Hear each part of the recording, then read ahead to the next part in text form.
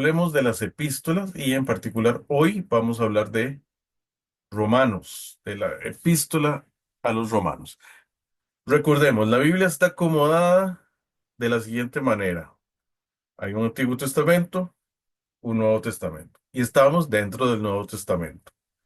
El Nuevo Testamento a su vez empieza con los Evangelios, luego siguen los Hechos, luego siguen las epístolas de Pablo, luego las epístolas generales y universales o universales, digámoslo así, y por último, Apocalipsis.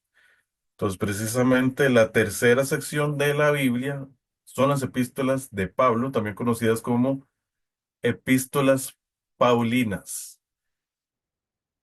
Número uno, como creyentes asumimos que fueron escritas por Pablo, creemos que fueron escritas por Pablo, y en general la evidencia no deja dudas de ello, o sea que cada una de esas epístolas fue escrita por el apóstol Pablo, son una parte muy importante del Nuevo Testamento. Realmente en ella encontramos muchísimo, ¿verdad? De lo que es la doctrina cristiana.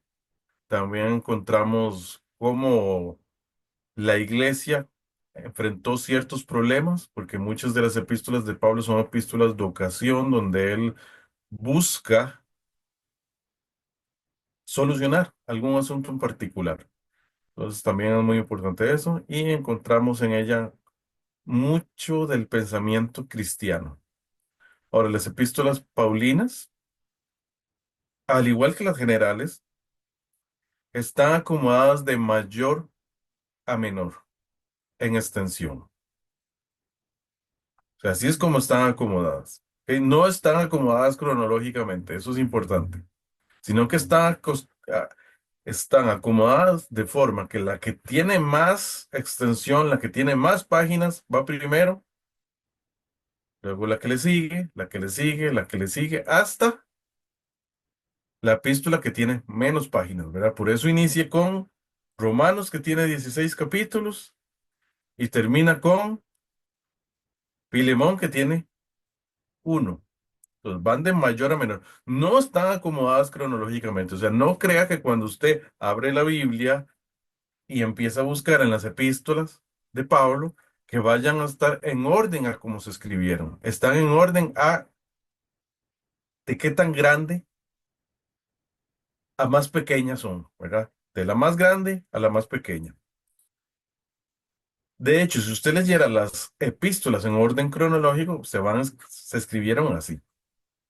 Ahí está el orden de las epístolas paulinas, pero en orden de cómo se escribieron. De hecho, la primera epístola de todas ni siquiera es una epístola paulina. Se sabe que la primera epístola que se escribió fue Santiago. Después de Santiago siguen las epístolas de Pablo. Y van en ese orden. Primero se escribió Gálatas. Gálatas es la primera epístola que fue escrito. Después primera y segunda de Tesalonicenses. Luego primera y segunda de Corintios. Romanos. Luego vienen las cuatro epístolas de la prisión que Pablo escribió mientras estaba en la prisión, que es Filemón, Efesios, Colosenses y Filipenses.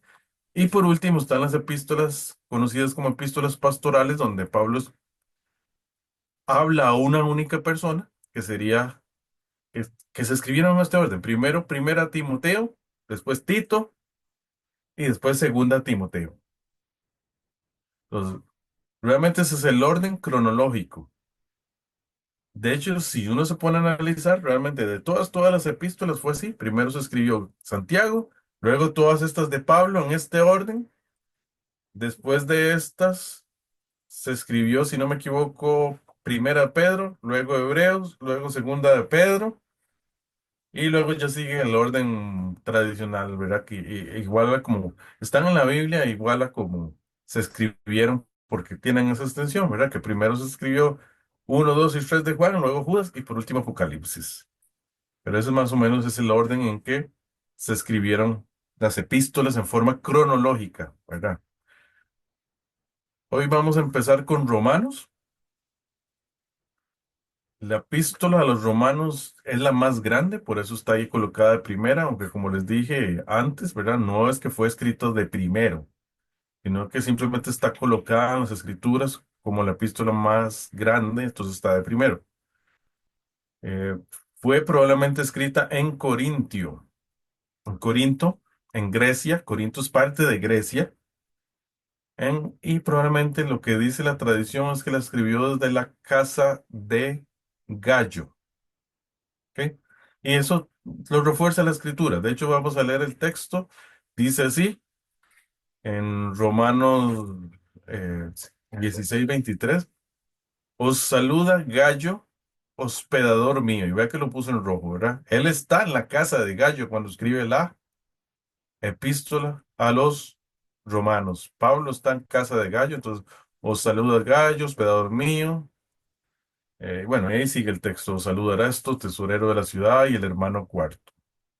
Pero en todo caso, lo que yo quiero que usted vea es que Pablo está escribiendo esa epístola precisamente en Corinto, en Grecia, desde la casa de Gallo. ¿Dónde ubicamos esto en Hechos? Aparentemente es en este pasaje. En Hechos 20, realmente dice 23 en el título, pero es 3, ¿verdad? Y vamos a leerlo, dice, y después de recorrer aquellas regiones, de exhortarles con abundancia de palabras, llegó a Grecia. Después de haber estado 3 meses y siéndole puestas acechanzas por los judíos para cuando se embarcó para Siria, tomó la decisión de volver para Macedonia. Disculpen, es que no veo bien. Ok, entonces, parece que Pablo, ¿verdad? Está en ese momento en Grecia y ahí pasa 3 meses en Grecia. Entonces, es en esos 3 meses que pasa en Grecia es que él escribe la epístola a los romanos. ¿Ok? Por lo menos es lo que dice la tradición. eh, la mayoría de los eruditos cristianos están de acuerdo con esto, aunque algunos sí difieren, ¿verdad? Pero vamos a decir que en general se cree que fue escrita precisamente en este momento, de Hechos de los Apóstoles. De hecho, cada una de las epístolas podemos encontrar el momento eh, en Hechos donde fue escrito, ¿verdad? Excepto las pastorales, que se sabe que eso fue después de cómo finaliza Hechos de los Apóstoles. ¿Ok?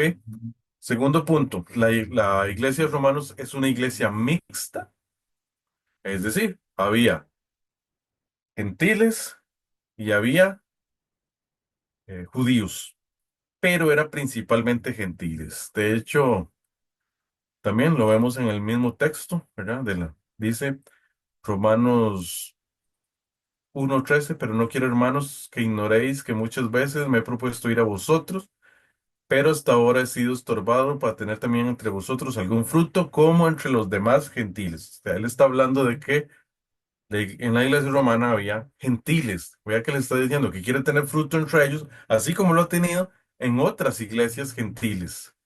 Entonces, sí, lo que sabemos por el tema romanos es que sí, era una iglesia mixta, donde había judíos y gentiles, pero principalmente gentiles.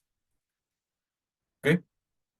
Por otra parte, Pablo les expresa que él quiere ir a visitarlos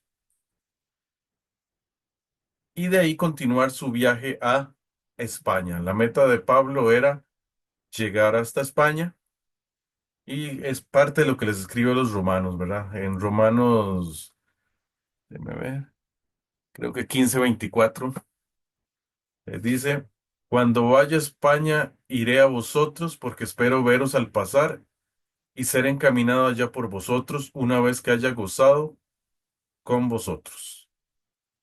¿Ok? Entonces, eh, el propósito de Pablo era ir a España y en medio que iba a España, visitar a los romanos y poder compartir con ellos, ¿verdad? Es parte de lo que le está expresando a los romanos. Su versículo clave es Romanos 1:16 y 17, que fue el texto que leímos al inicio. Dice así. porque no me avergüenzo del Evangelio, porque es poder de Dios para salvación a todo aquel que cree, al judío primeramente y también al griego. Porque en el Evangelio la justicia de Dios se revela por fe y para fe, como está escrito, mas el justo por la fe vivirá. El tema principal de Romanos es la justicia de Dios. Habla de la justificación por la fe. Habla que somos justificados en Cristo Jesús y que por medio de Él obtenemos la justicia, que la salvación no es por gracia, es por fe. Vamos a profundizar un poquito más en eso más adelante. Entonces, el tema es la revelación de la justicia de Dios al hombre. Básicamente, como Romanos presenta a Jesús, siempre me gusta mencionar cómo cada libro de la Biblia nos habla de Jesús. En el caso de Romanos presenta a Jesucristo como nuestra justicia. De hecho, hay muchos testimonios cristianos que precisamente a la hora de leer la Biblia, precisamente han sido transformados leyendo la epístola a los romanos y precisamente esos textos que acabamos de mencionar como versículo clave. O sea, personas como Agustín de Hipona, como Juan Bunyan, como Martín Lutero, como Juan Wesley, precisamente llegaron a los pies de Cristo leyendo la Biblia y leyendo Romanos. Es muy interesante y cómo llegan a esa misma reflexión de que la justicia de Dios es por la fe a través de leer el libro de Romanos, que no es por obras, que somos justificados por fe. Entonces ellos leyeron ese mismo pasaje y llegan a la conclusión de que el justo realmente es justo por medio de la fe. De hecho, quise leer un poco, un par de textos, eh, como digamos, dos citas, pero de las fuentes primarias, porque muchas veces uno le dice, no, es que eh, Agustín y Lutero y otros, ¿verdad? Se convirtieron leyendo Romanos. Bueno, y uno dice, bueno, ¿y de dónde sacan eso? Entonces siempre me gusta ir a las fuentes primarias. Este es el testimonio de Agustín de Hipona. Lo podemos leer en el libro que él escribió que se llama Confesiones, en el libro 7 capítulo 6. Él dice así, en este estado de perturbación me encontré con las escrituras que me fueron recomendadas por una amiga de mi madre que ya era cristiana. Y fue en las escrituras donde encontré algo que, aunque no me bastó para creer en ti con firmeza, me ofreció un consuelo que por un tiempo alivió mi desventura. Leí en ellas que la justicia de Dios se manifiesta en el Evangelio, de fe en fe, como está escrito en el libro de los Romanos 1:17. De modo que aunque la fe era lo que me faltaba, sentí que algo me atraía hacia ti, como si fuera el principio de la fe. Entonces, Agustín en el libro de Confesiones da todo un testimonio de cómo él leyendo Romanos es que se va acercando a la fe. Este es uno de los padres de la iglesia más conocidos, uno de los, digamos, grandes predicadores y teólogos del siglo cuarto, quizás el teólogo más importante de la historia de la iglesia antigua, y precisamente él hace todo un peregrinaje espiritual. Primero es neoplatonista, o sea, pasa por varios movimientos filosóficos hasta que llega el momento que lee las escrituras, escucha la predicación de las escrituras, porque también eh, iba y escuchaba, y precisamente a través de leer Romanos es que él poco a poco se va dando cuenta que él tiene que entregarse a Dios y que es por fe.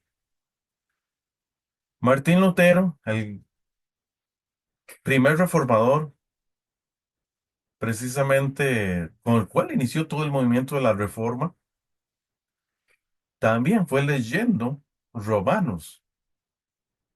Y precisamente esos textos, ¿verdad? Que acabamos de leer, que son los versículos claves de Romanos, que él se da cuenta que no era por obras, que la justificación era por fe.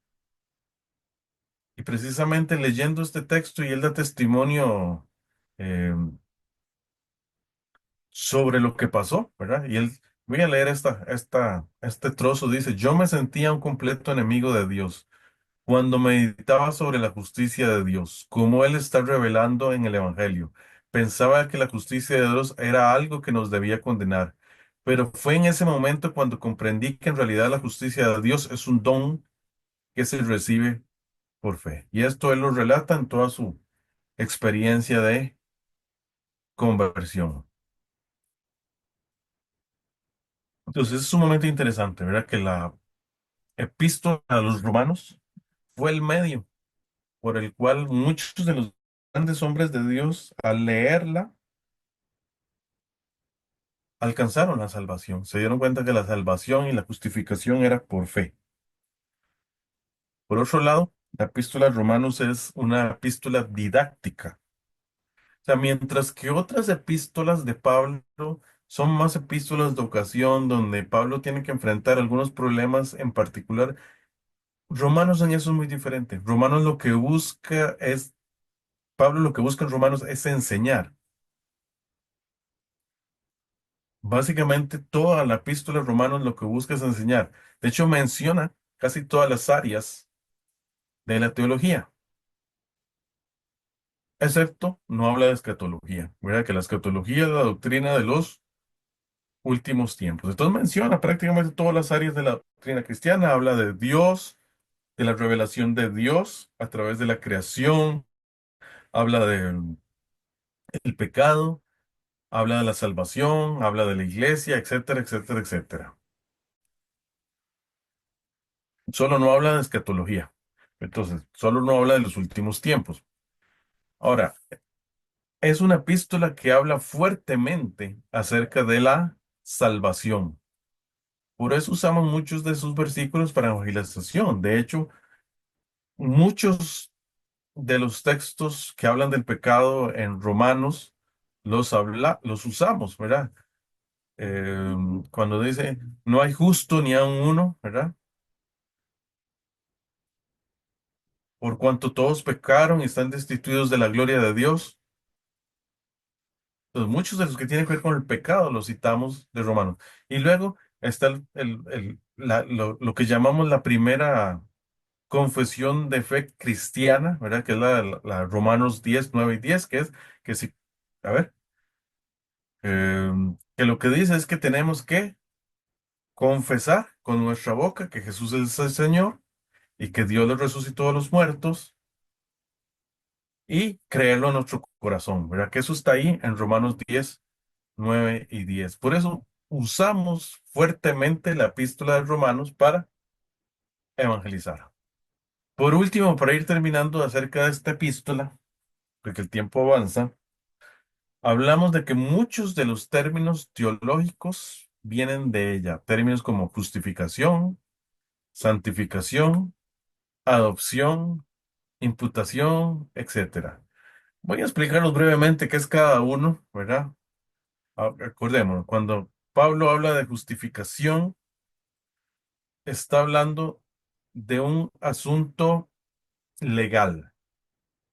O sea, es una palabra teológica, pero viene de la jerga legal, de la jerga de derecho, que es básicamente, significa que Dios nos declara justos.